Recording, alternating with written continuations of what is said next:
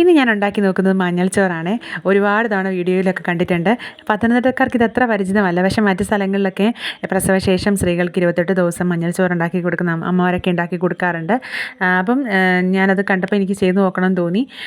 പിന്നെ നമ്മൾ നെയ്യ് എടുക്കുക, നെയ്യ് എടുത്തിട്ട് അത് ആവശ്യത്തിന് നെയ്യ് ഒഴിച്ച് ചൂടാകുമ്പോൾ അതിലേക്ക് നമ്മൾ കൊച്ചുള്ളിയും വെളുത്തുള്ളിയും എടുക്കുക. ഞാൻ എടുത്തത് ഒരു കൈപ്പിടി കൊച്ചുള്ളിയും വെളുത്തുള്ളിയൊക്കെ ഞാൻ കട്ട് ചെയ്തെടുത്തിട്ടുണ്ട്. എന്നിട്ട് അത് വഴണ്ട് നന്നായിട്ട് മൂത്ത് വരുമ്പോൾ അതിലേക്ക് ഞാൻ 1 ടീസ്പൂൺ മഞ്ഞൾപ്പൊടിയാണ് ചേർത്തിട്ടുള്ളത്. പിന്നെ ഒരു 2 തവി ചോറ് ചേർത്ത് നന്നായിട്ട് മിക്സ് ചെയ്ത് ആ വഴളുന്ന സമയത്ത് നമ്മൾ ഉപ്പൂടെ ചേർത്ത് കൊടുക്കും. എന്നിട്ട് മിക്സ് ചെയ്തെടുക്കുക. അത് മാത്രമേ ഉള്ളൂ ഇതിൻ്റെ പണി. ഇതിൻ്റെ ഏറ്റവും വലിയ ഗുണമെന്ന് പറഞ്ഞു കഴിഞ്ഞാൽ മഞ്ഞളെന്ന് പറഞ്ഞാൽ മഞ്ഞളിൽ കുർക്കുമിൻ എന്ന് പറയുന്ന ആൻറ്റി ഓക്സിഡൻറ്റ് അടങ്ങിയിട്ടുണ്ട്.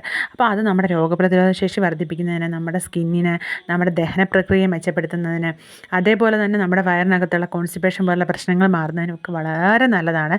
അതേപോലെ തന്നെയാണ് നമ്മുടെ വെളുത്തുള്ളിയുടെ ഏറ്റവും വലിയ മെച്ചം ഈ സമയത്ത് കഴിക്കുമ്പോഴെന്ന് പറഞ്ഞു കഴിഞ്ഞാൽ നമ്മുടെ ഈ മുലയൂട്ടുന്ന അമ്മമാർക്ക് പാലിൻ്റെ വർധനമുണ്ടാകുന്നതിന് നല്ലതാണ്.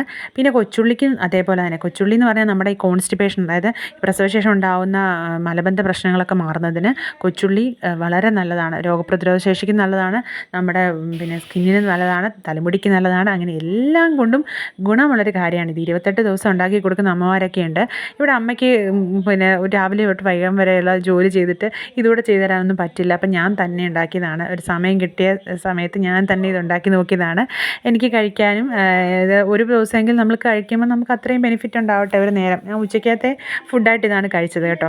സത്യം പറയാമല്ലോ, ഞാൻ ആ മഞ്ഞൾ ഉപയോഗിച്ച് ഉണ്ടാക്കുമ്പോൾ ഞാൻ കരുതിയത് നല്ല ചുവയുണ്ടായിരിക്കും, ഇത് ശരിയാവുമോ എന്നൊക്കെ ഒരു സംശയം എനിക്കുണ്ടായിരുന്നു. പക്ഷേ സത്യം പറയാമല്ലോ, ഇതുണ്ടാക്കി ആ ചോറൂടെ ഇട്ട് മിക്സ് ചെയ്ത് 1 ടീസ്പൂൺ നല്ല പോലെ മഞ്ഞൾ, നമ്മുടെ വീട്ടിൽ പൊടിച്ച മഞ്ഞളാണ് ഞാൻ ചേർത്തത് കേട്ടോ. നല്ല ടേസ്റ്റായിരുന്നു. ആ ചൂടോടെ അതങ്ങോട്ട് കഴിക്കണം. ആ നെയ്യും അതിൻ്റെ എല്ലാം കൂടെ ഒട്ടും നമുക്കറിയാനില്ല, മഞ്ഞൾ ചേർത്തിട്ടുണ്ടോ എന്ന് പോലും അറിയാനില്ല. കളറ് കണ്ടു കഴിഞ്ഞാൽ കയ്യിലൊക്കെ ഭയങ്കര കളറായിരുന്നു, ഭയങ്കര കളറുമായിരുന്നു. ആ കാണുന്ന പോലെ കളറുണ്ടായിരുന്നു കേട്ടോ. നല്ല രുചിയാണ്, നമ്മുടെ ശരീരത്തിന് വളരെ നല്ലതാണ്. ഒരു തവണയെങ്കിലും ഉണ്ടാക്കി നോക്കണം കേട്ടോ. ഇനിയിപ്പം പ്രസവിച്ച് കഴിഞ്ഞവർ മാത്രമല്ല, എല്ലാവർക്കും ഉണ്ടാക്കി കഴിക്കാൻ നല്ല ടേസ്റ്റാണ് കേട്ടോ. അപ്പം ഇതുപോലെ വീഡിയോസൊക്കെ ഇഷ്ടമായാൽ എല്ലാവരും സബ്സ്ക്രൈബ് ചെയ്യുക, ലൈക്ക് ചെയ്യുക, കമൻറ്റ് ചെയ്യുക. നിങ്ങളുടെ വിലയേറിയ അഭിപ്രായങ്ങളൊക്കെ നമുക്ക് മുന്നോട്ടുള്ള യാത്രയിൽ വളരെയധികം അത്യാവശ്യമാണ്. അപ്പോൾ എല്ലാവരുടെയും സപ്പോർട്ട് പ്രതീക്ഷിക്കുന്നു. എല്ലാവർക്കും നല്ലൊരു ദിവസം ആശംസിച്ചുകൊണ്ട് ബൈ ബൈ, ഇനിയും കാണാം.